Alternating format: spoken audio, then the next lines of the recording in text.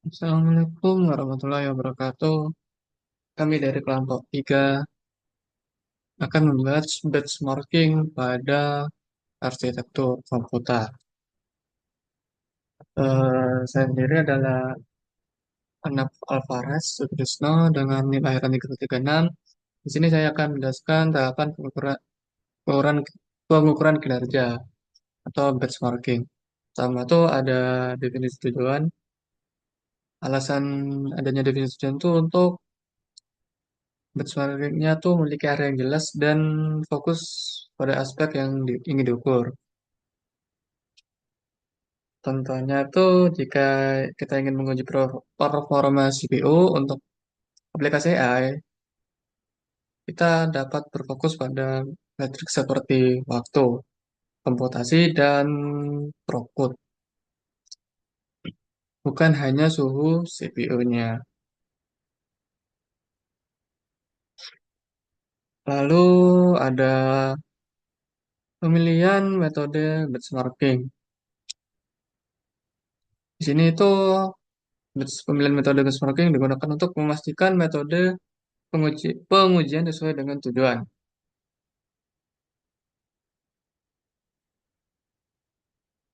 Ya, terus ada jenis benchmarking yang digunakan tuh ada synthetic benchmark yang menggunakan program standar untuk menguji performa. Misalnya spek CPU untuk prosesor, lalu rewards benchmark digunakan yang menggunakan aplikasi dunia nyata seperti software, rendering video atau database. Lalu yang ketiga tuh ada penyiapan lingkungan uji. Lingkungan uji itu digunakan untuk menghindari bias hasil dan memastikan pengujian merefleksikan kondisi sebenarnya. Tanpa standar lingkungan, hasil benchmarking bisa tidak akurat. Contohnya, jika tes dijalankan saat banyak aplikasi lain aktif, hasilnya bisa terganggu. Ada parameter sendiri pada lingkungan uji itu, ada beban kerja yang digunakan, lalu ada pengaturan perangkat keras, seperti konfigurasi CPU, memori, dan penyimpanan. Lalu ada pengaturan perangkat lunak seperti sistem operasi dan driver.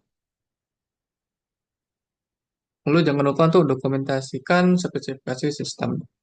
Lalu nomor 4 tuh ada pengumpulan data. Tahapan ini tuh untuk menghasilkan data yang menjadi dasar analisis kinerja.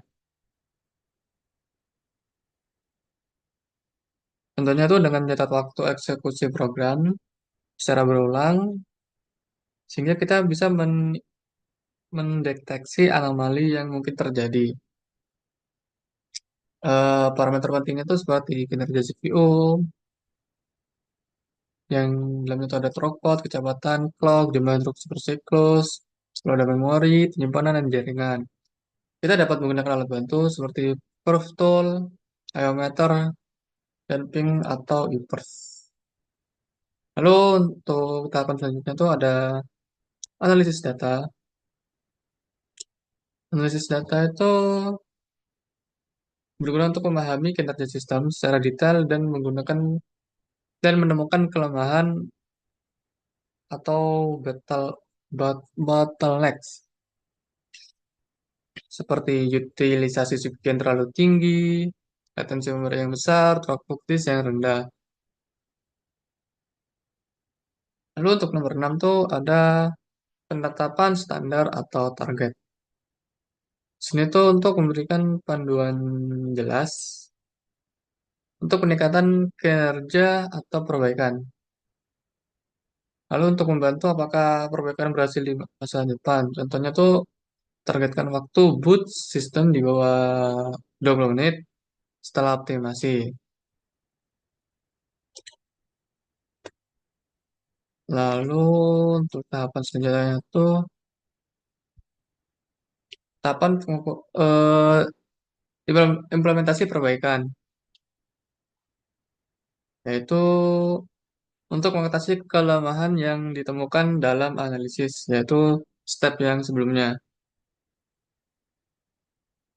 Contoh tuh menggunakan memori dengan kecepatan lebih tinggi, optimisasi algoritma untuk beban kerja tertentu, atau meningkatkan konfigurasi pendinginan untuk stabilitas CPU.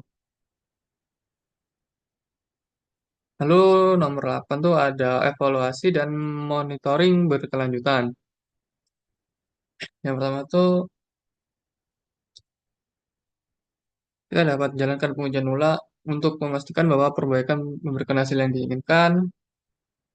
Lalu selanjutnya itu melakukan pemantauan kinerja secara berkala untuk mendeteksi penurunan performa di masa depan. Seperti itu. Sekian dari saya. Selanjutnya akan dijelaskan oleh teman saya. Perkenalkan, nama saya Aldia Madani dengan NIM lahir 3074. Nah, di sini yang selanjutnya saya akan menjelaskan tentang interaction per cycle atau IPC. Di IPC itu semacam jumlah instruksi yang dieksekusi per siklus clock CPU.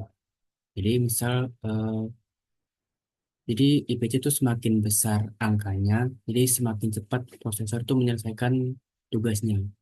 Ya, misal ada prosesor yang memiliki IPC 4. Nah, jadi berarti dalam satu siklus clock itu dia dapat menyelesaikan 4 instruksi sekaligus.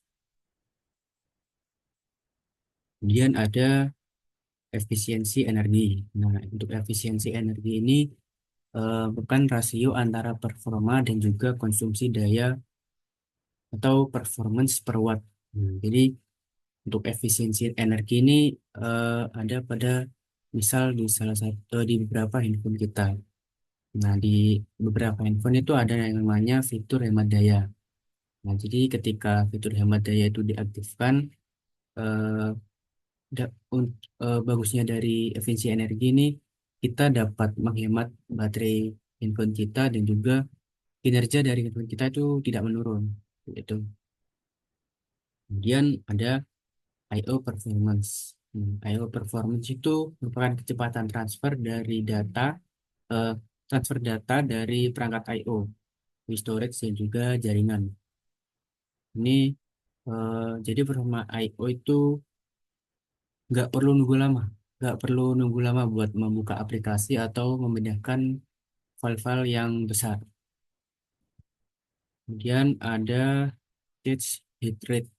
Cache hit rate itu merupakan presentase data yang diambil dari cache dibandingkan dari memori utama. Jadi cache hit rate itu seberapa sering prosesor itu berhasil mengambil data dari cache yang dibandingkan memori utama. Jadi contohnya kayak misal prosesor itu memiliki butuh data 100 dari 90 kali datanya itu merupakan ada di cache. Jadi maka cache hit rate-nya itu 90%.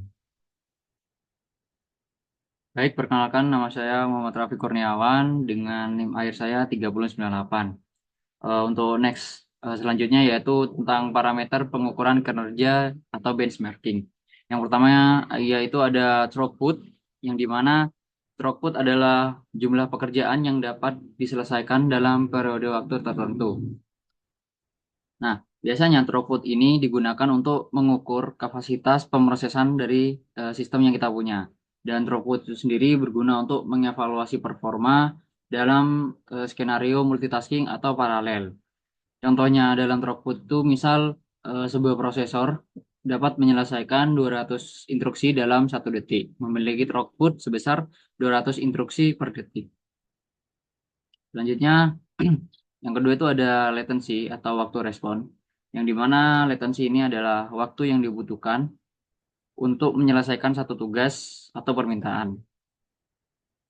Nah, biasanya latency ini penting dalam aplikasi real time seperti controller dalam permainan game dan juga dalam game online itu sendiri. Nah, misal ketika latency sebesar 2 milisecond berarti waktu penyelesaian satu tugas itu adalah 2 milidetik seperti itu. Dan jenis latency juga ada dua macam, yaitu ada processing latency, yaitu waktu yang diperlukan untuk prosesor untuk menjalankan instruksi. Kemudian I/O latency atau input-output latency, yaitu yang digunakan adalah waktu untuk membaca atau menulis data dari perangkat input atau output. Kemudian yang ketiga ada utilisasi CPU, yang dimana utilisasi CPU ini adalah seberapa efisien CPU digunakan saat menjalankan aplikasi.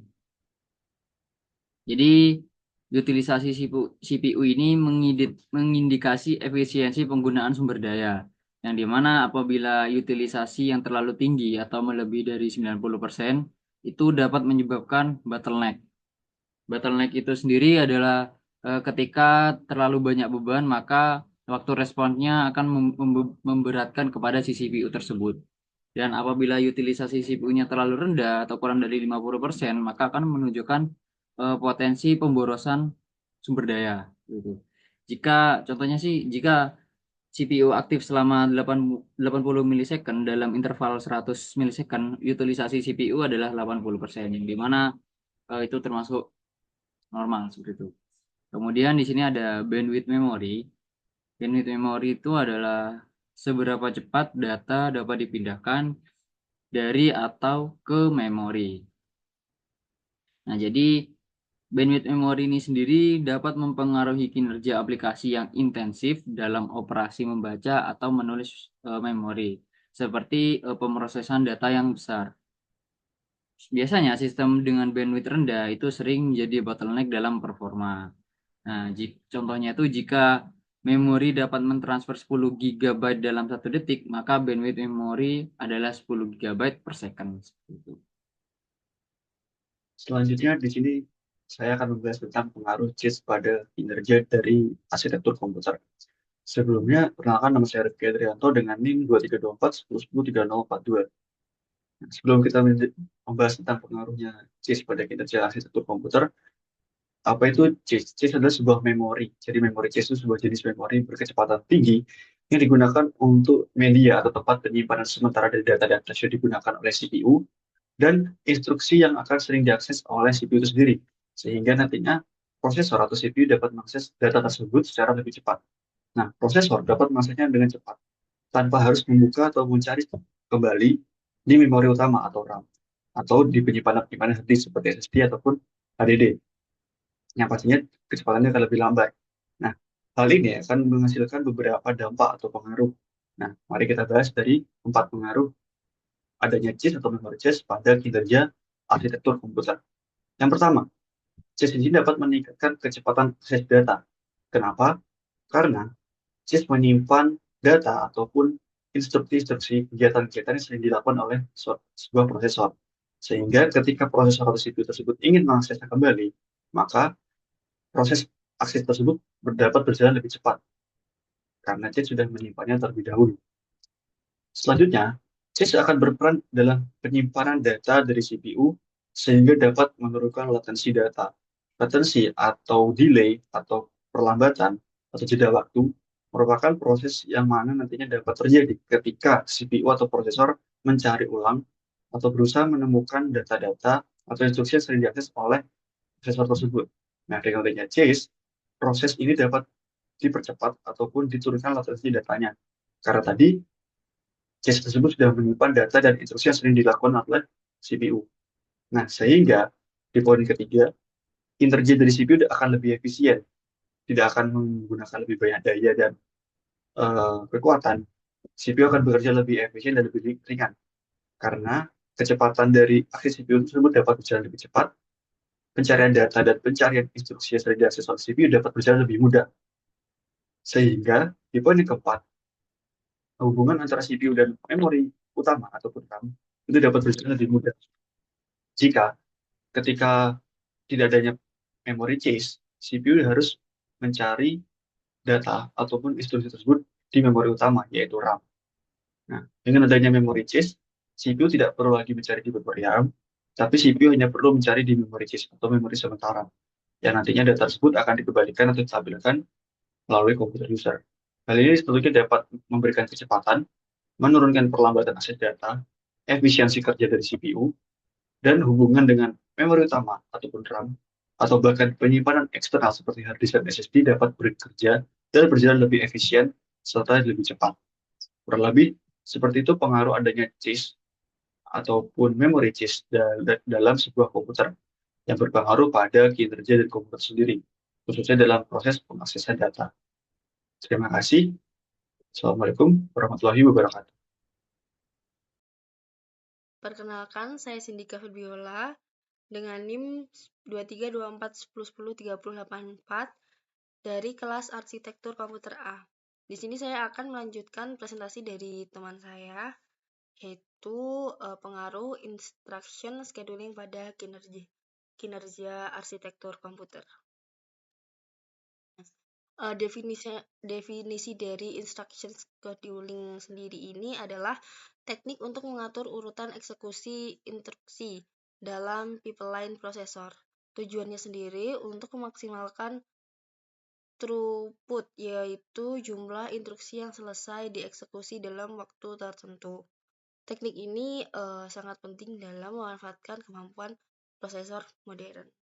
Nah, scheduling ini punya dua jenis, yaitu ada static scheduling dan dynamic scheduling. Kemudian kita langsung saja yaitu membahas tentang pengaruh instruction scheduling pada kinerja arsitektur komputer. Yang pertama, meningkatkan throughput. Nah, instruction scheduling ini membantu meningkatkan throughput dengan menjaga pipeline prosesor tetap penuh. Nah, pipeline itu jalur eksekusi instruksi di dalam prosesor. Dan jika pipeline-nya kosong, waktu eksekusi akan terbuang. Nah, dengan menjadwalkan instruksi secara optimal, kita itu dapat memastikan lebih banyak instruksi selesai dalam satuan waktu tertentu. Yang kedua, mengoptimalkan paralelisme, yaitu prosesor modern dirancang untuk menjalankan beberapa instruksi secara bersamaan yang dikenal sebagai instruction level paralelisme. Scheduling yang baik memastikan bahwa instruksi yang tidak saling bergantung dapat dijalankan secara paralel. Nah, hingga hasilnya unit eksekusi dalam prosesor dimanfaatkan secara maksimal sehingga kinerja keseluruhan meningkat. Selanjutnya,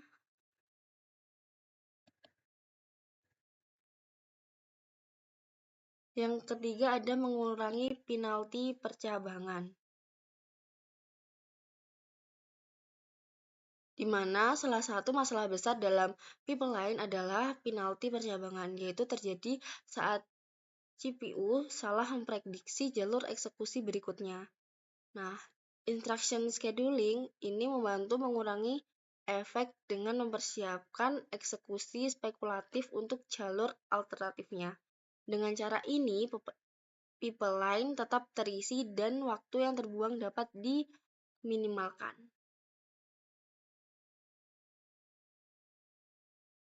Kemudian, keempat, mengatasi konflik sumber daya.